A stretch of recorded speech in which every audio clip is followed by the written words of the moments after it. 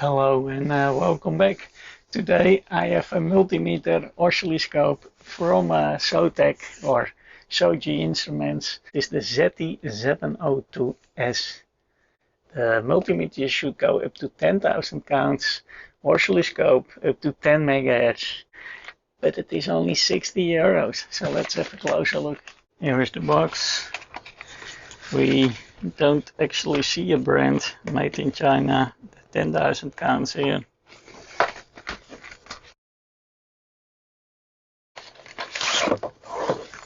Look at that, nice. There's a probe. 60 megahertz probe, okay. Temperature. Normal probes. Yeah, nice and soft. USB-C for charging. And this is the multimeter. Wow. This is just hard plastic, but this is kind of rubbery.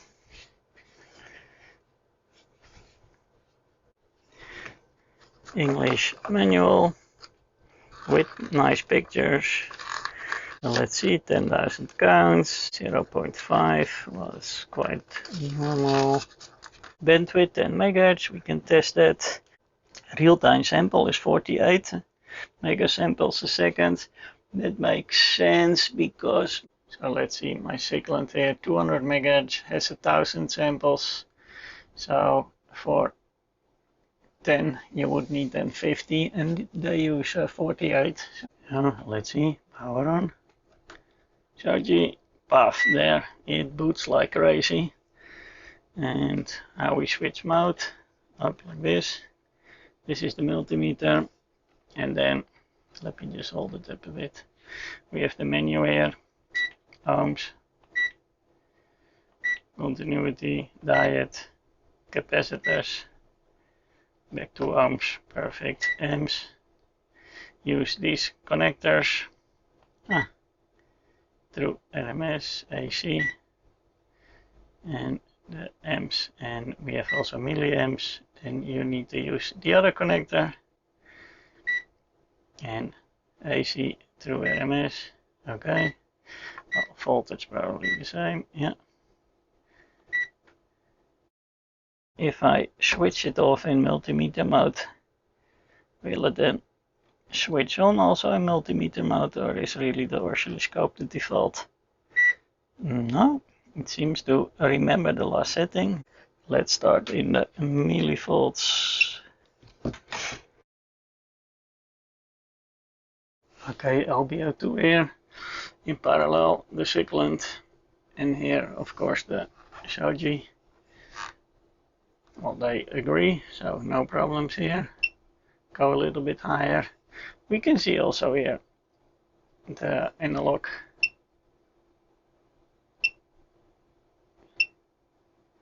Oh, funny thing is only that it seems that this readout is faster than the bar. So the bar is not necessarily useful in this sense, because you expect that the bar is maybe sampling 3 times a second. Or 10 times even, and then this one 3 times. I think this one does 3 times a second. And here you see that it is exactly the same, so it's just a different representation. It's not necessarily faster, but it is accurate. 800.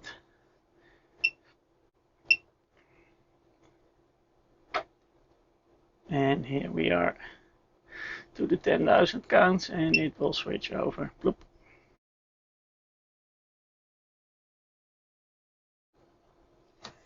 How are we with DMM check plus? Let's put this away. DMM check plus, I forgot to heat it, but we don't have too many digits, so that will be fine. First we try DC voltage. This one is exactly 5 volts. Let's try it on AC as well. Yeah, it's through RMS, although I would expect 4999. But if it was not through RMS, then we would have seen 5.5. So it is through RMS. Can I see frequency here also? I don't see it. They have space for it in the display. Oh no, it does here in the corner. It says 100 Hz. What if we go to 10K? Does it still display? No, it doesn't display, but it doesn't display a value, but it does display the frequency. We can do current. I have also milliamps. Let me see. Amps, milliamps. Yeah. On DC. Should be exactly 1. Yes, that is 1. Cool, 1000 milliliters. So they have the very low setting. We can test a bit more also with advantage to see how low we can go. That is nice, this low current setting. And it's spot on current. Let's see on AC. Twice AC. Yeah, that's also correct. On AC it was a little bit lower. I don't have a frequency readout. Let's do resistance.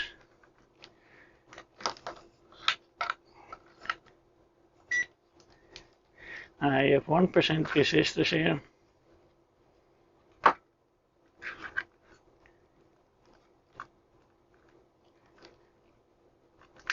100K. That is 100K. 10K. That is 10K and 1K. Look at that. And 100 ohms. There could be a little difference because I didn't zero it. But it is also good. Okay. We have also capacitors. Continuity. Okay, not necessarily very fast, but it works. Diode. Let me see.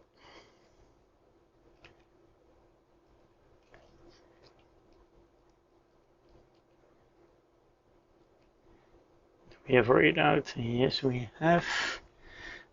What is the voltage that it has?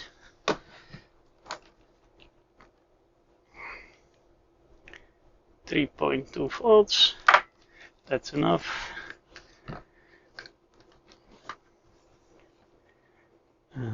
Capacitance.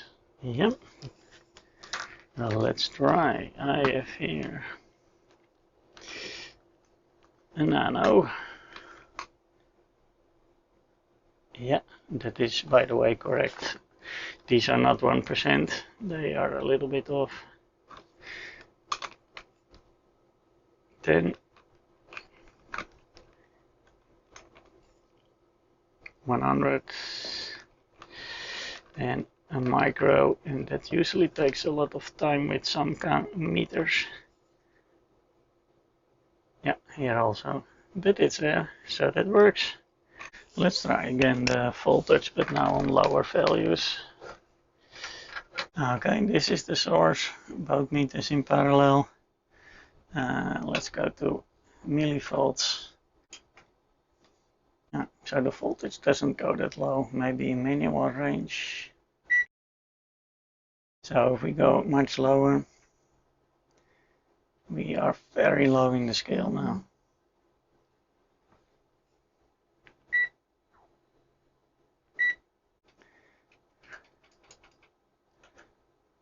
Above. Okay, but the current did go low, so let me set that up. Okay, source, both in series. Look at that, it is doubting here if it is 11999. Well, that makes sense. Look at that, and we can see the source is not completely constant. But good enough. Let's see if we can go a lot lower. It still makes sense.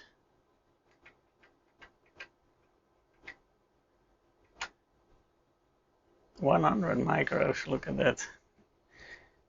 And we still have a good readout. 90, 80.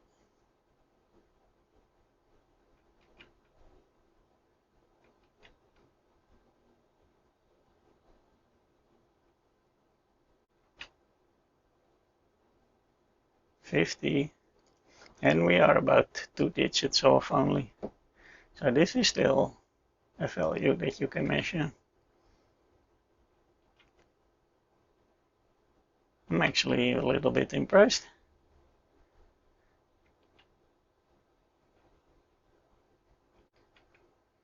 Usually when you are so low in the scale, it starts not to make sense, but it's, yeah, now it starts. Of course, now we come closer to the last digit, and then, of course, one difference makes then a bigger difference. But still close. I was actually impressed with the current, that it can go so low, and I was a little bit disappointed about the voltage, but I see I just missed the setting. There is an extra millivolt setting. When you are in the amps and you click the amps, it is very clear. It changes the pictures. It has amps and mini amps. If you go to the voltage, it's kind of hidden here with the temperature sensors. So I kind of overlooked it because it's not like it is volts, millivolts, and then ohms and amps. It is here in the end. So, but if we click here on the end, we also have millivolts, and now we should be able to go a lot lower. So if I measure now 1 millivolt, look at that. So now we can go a lot lower.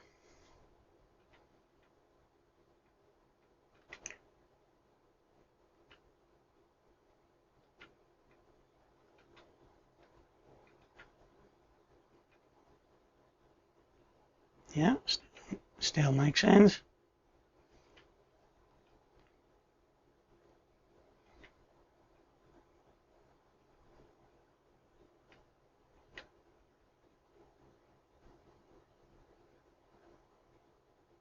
Yeah, below.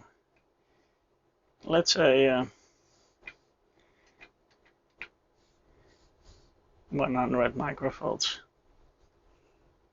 So the multimeter functions work as expected, well, almost. The millivolt was a little bit hidden away, but it is there, and we were able to go to, I think, 50 to 100 microvolt, and the readout was still pretty good. And with the current, I was really amazed it would go that low.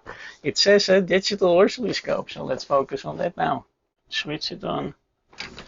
I have my terminator right there. I put in 1 megahertz, 1 volt peak, and we just use the auto mode.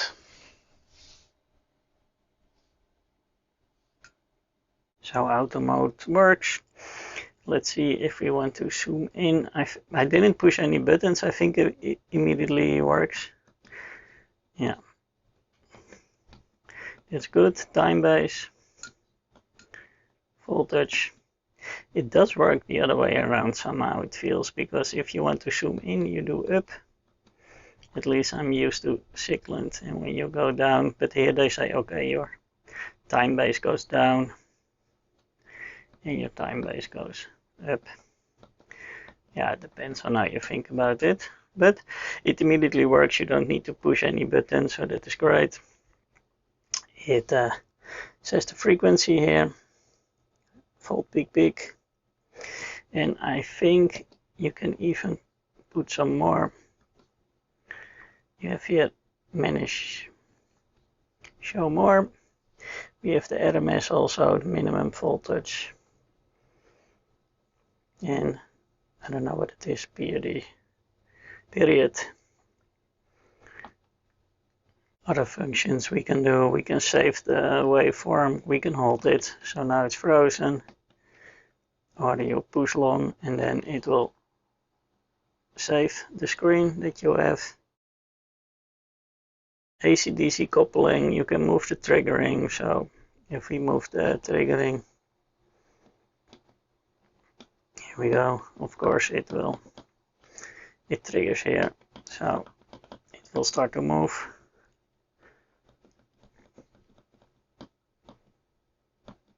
And now it's losing the triggering.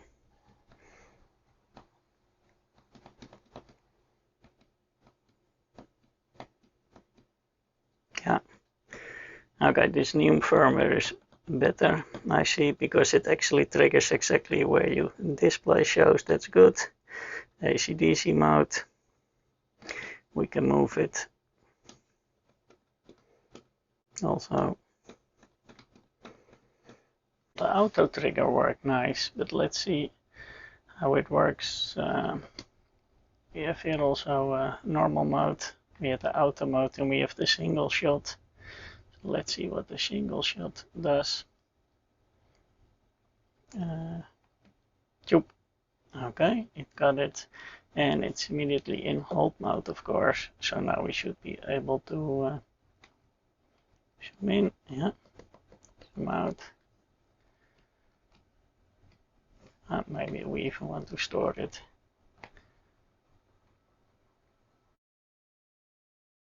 I find the oscilloscope functions very easy to use. The trigger shows very clear where the trigger is, and the time-based voltage setting, it's combined. I like it. It is on the arrows. You don't need to switch from voltage to time-based. Left or right, you change the time-based. Up and down, you change the voltage.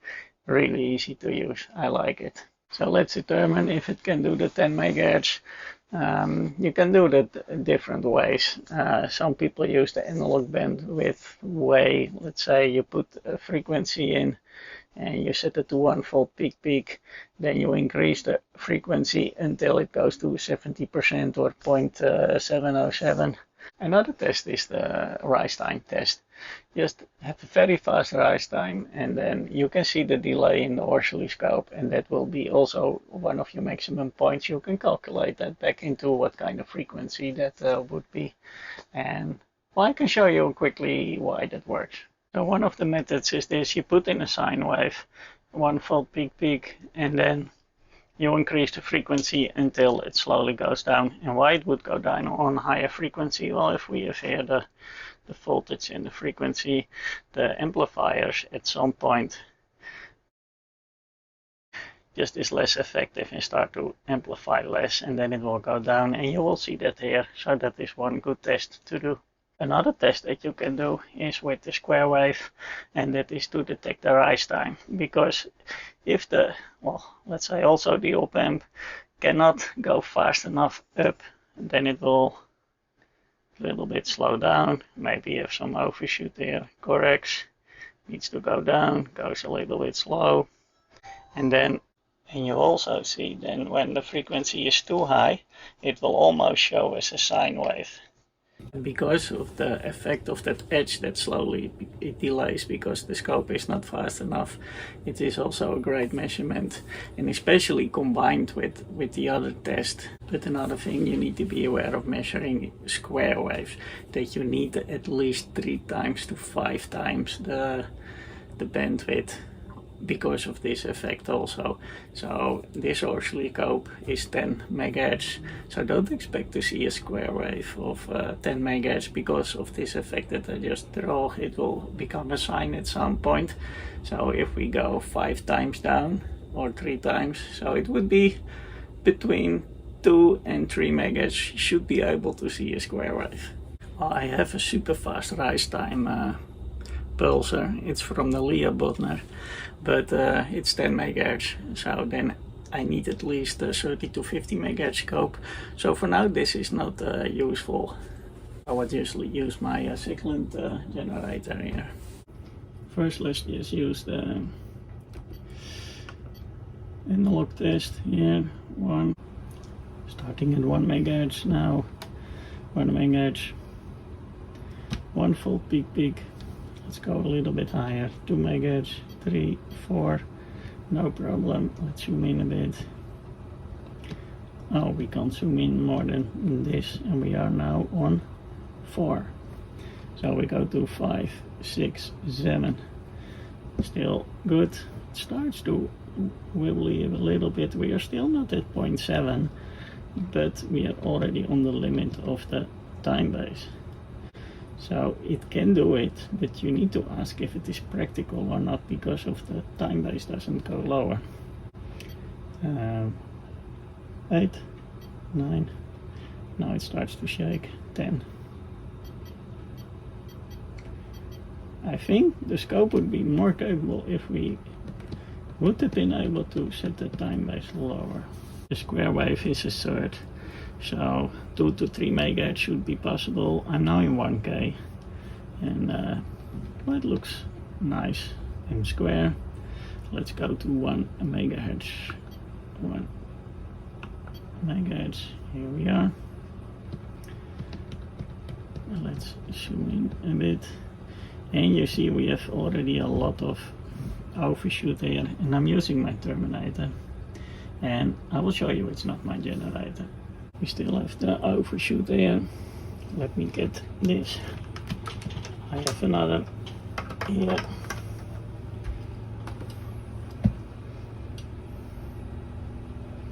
And we can see here it is perfectly fine. No overshoot. And it is also not a Terminator, because it's a little bit stuck, but with the same Terminator we have the same. Okay, let's continue. So we should be able to go a bit higher, and we should see the effect also that at some point it starts to look like a sine wave. So we go to 2 MHz, 3 MHz. Let's try to zoom in a little bit more. Well, at 3 you can see it starts to be, so the theory is right, with about a third to a fifth of the frequency it starts to be bad, but that is normal. And here you can see at 6 we already see normal sine wave, because the rise time cannot keep up. Let's bring it back again to 1K, and then we can see the rise time. Now I can't zoom in more than this, but maybe I can move it a bit, then it's better to read. I think we are about half the division here. We are in 100, so it is about 50, but you can take a little bit off the top and a little bit off the bottom. So if we move it a little bit, I would say it's between 40 to 50 nanoseconds. Then it's a pity we cannot zoom in more. So the rise time measurement also makes sort of sense. We couldn't zoom in more, again, because the time base was just not allowing us to zoom in more, so we needed to guesstimate, and it was between 40-50 nanoseconds, and that is around, again, that 7-8 MHz, exactly what we saw with the sine wave. I didn't notice at first, but there are a few more menus. It is not just this. We can also go further to the right. We have the language, Chinese I think, or English. The auto off function, the backlight can be even stronger. By default it was 30, but I liked it 50 more. The measurements more or less, but there is even more. Calibration mode, I did that before I did my measurements. You have the reset, we have the storage function and the version. You can update the firmware, and I will come back to that later. If we put it now in storage mode, you connect the USB to the computer, and then the files that we saved will be visible in the computer. Oh, here I have this little Excel sheet with the rise times. I made it automatic calculating, so if you put 40 nanoseconds, it will say it is about 9 MHz, and if it is 50, then we are at 7 MHz. I put here some fixed values, and like I can put this for download. We talk a little bit about firmware. Zoyi themselves, zotektools.com. They have the firmware here for download, but be aware, this firmware is version 51. Yeah, they say you need to log in, but it is not needed. You can just download it without logging in. And here it is already. But it says here it is 51, and it actually is 1.03.51. And mine already came with 55. So be aware that you don't downgrade if you have a higher version than the 51. Let's put the oscilloscope in storage mode, enter. It will come in this mode, and then you just plug in the USB cable, and we should be able to see. Here it is. We have a folder firmware. We don't see the firmware here, so I cannot provide you my newer firmware version, so that needs to be requested. But we have here all the pictures, so let's see what we stored. We have here the 1 MHz, we have here the 1K, here we have that rise time that we detected was about 40 to 50, and the multimeter mode also can do screenshots. And here is the version number. This is the 103.55. But be aware, on the website is an older version right now available. So pretty versatile oscilloscope multimeter, I would say. And I like the storage function because you can afterwards see the pictures.